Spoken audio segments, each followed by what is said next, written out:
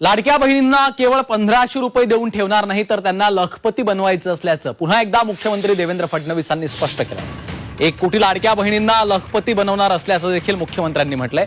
तर दुसरीकडे शेतकऱ्यांना 12 तास वीज मिळणार आहे, त्यामुळे शेतकऱ्यांना पाण्यासाठी रात्री शेतामध्ये जावं लागणार नसल्याचं देवेंद्र फडणवीसांनी म्हटलंय।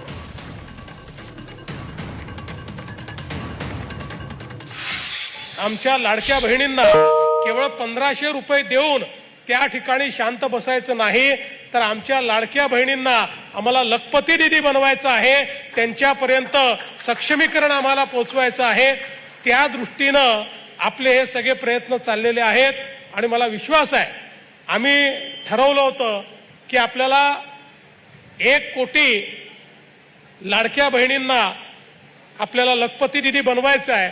त्यातल्या 25 लाखाला आम्ही ऑलरेडी बनवलेला आहे।